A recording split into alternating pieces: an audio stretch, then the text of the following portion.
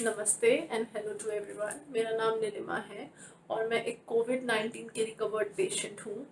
मैंने corona virus को इतना क्लोजली एक्सपीरियंस किया है कि मैं आप सबके साथ अपनी ये पर्सनल जर्नी को शेयर करना चाहूँगी, सो दैट जो लोग इसको फेस कर रहे हैं या जो लोग को इसका डर है, उन सब का डर इस वीडियो को देख के आसानी से निकल जाए, क्योंकि ये मुश्किल ज़रूर है पर इम्पॉसिबल नहीं है।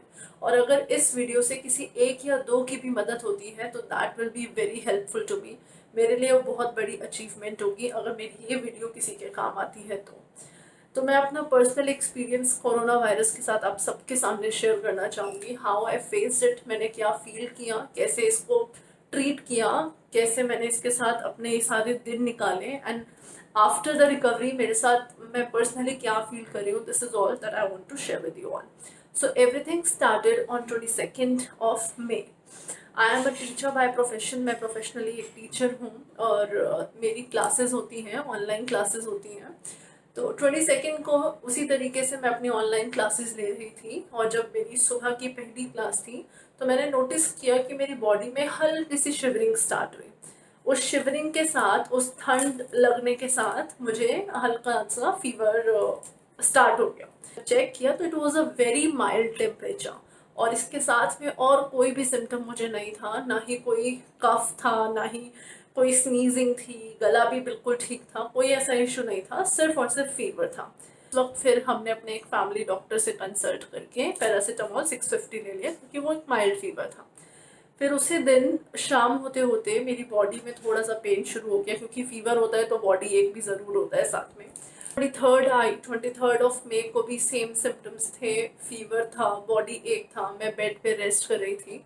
सो एक डाउट ज़रूर आया मन में कि क्या ये कोरोना वायरस तो नहीं, क्योंकि आजकल कोरोना वायरस इतना ज़्यादा चल रहा है। बट डेफिनेटली क्योंकि मैं घर में रहती हूँ, मैं कहीं बाहर भी नहीं जाती, आई डोंट ट्रैवल एनीवेयर, तो मुझे इतना ज़रूर पता था कि ये मुझे तो अभी कैच नहीं कर सकता, क्योंकि definitely I stay at home.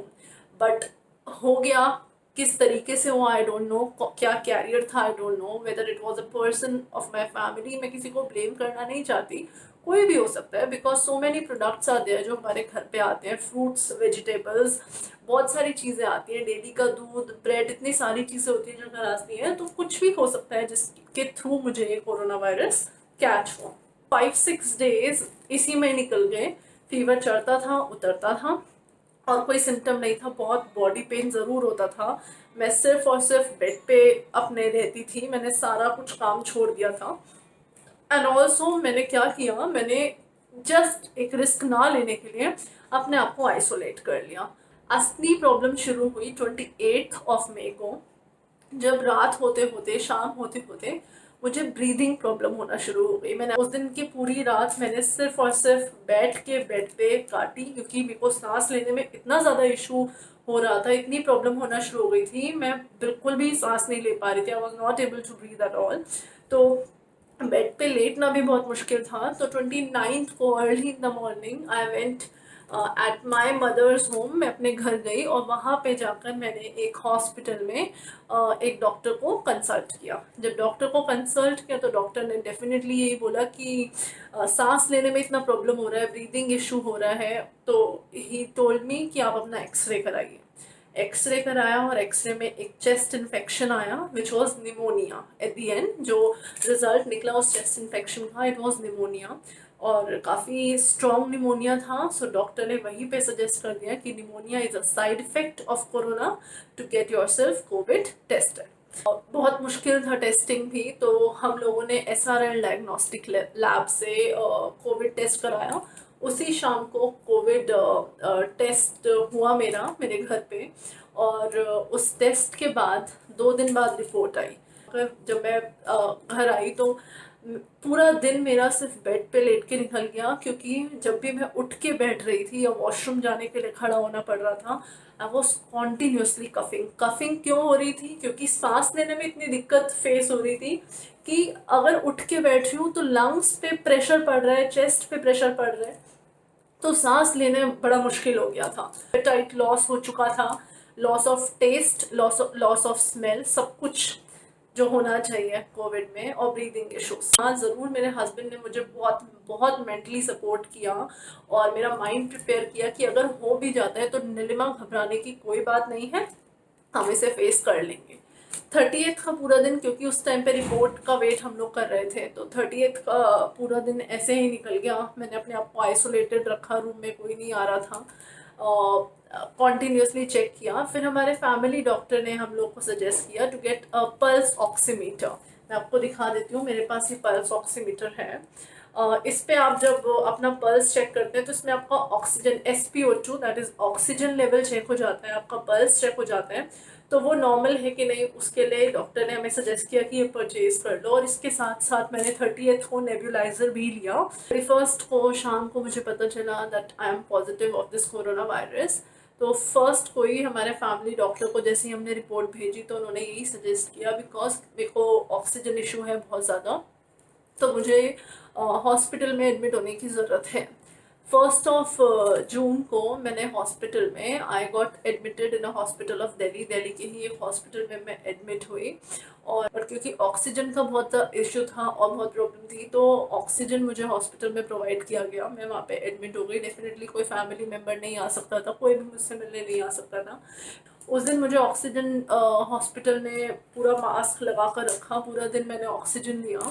और ये ऑक्सीजन वाला जो था ये 2-3 दिन चला, ऑक्सीजन की कमी 2-3 दिन थी। हॉस्पिटल में भी आपको विटामिन C की टैबलेट और अपना B कॉम्प्लेक्स की कैप्सूल ये दिया जाता था। और अपने आप ही बॉडी रिकवर होना शुरू हो गई। अच्छा खाया वहाँ पे हॉस्पिटल में, अच्छा खाया। आप घर में अच्छा खाइए, हेल्दी खाइए, अपने आप से ही रिकवरी हो जाएगी। 7 दिन हॉस्पिटल के निकल गए। 7 दिन मैंने फैमिली को बहुत मिस किया। मुझे मेरी फैमिली से हर किसी ने फ़ोन किया, सपोर्ट किया। मैंने हॉस्पिटल में बैठ के प्रे किया। पूरा हॉस्पिटल की जर्नी आप सब जानते हैं कितनी टफ होती है, स्पेशली जब आपकी फैमिली आपके साथ ना हो।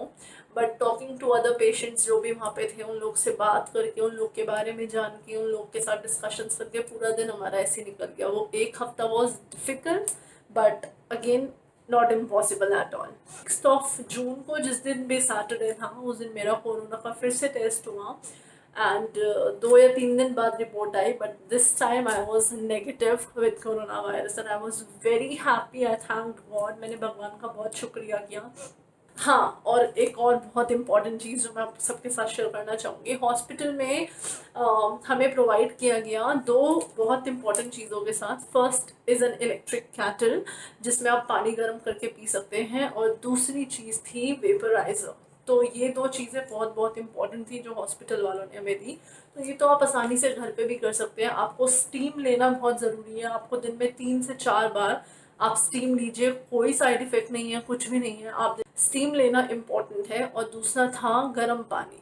हॉस्पिटल में केटल प्रोवाइड की गई, तो उस केटल में मैंने सुबह मॉर्निंग से लेकर रात तक कम से कम 6 से 7 ग्लासेस, मैं अपना पर्सनली बता रही हूँ, मैंने 6 से 7 ग्लासेस गर्म पानी के पिए। बिल्कुल गर्म पानी, hot water, not warm but very very hot water.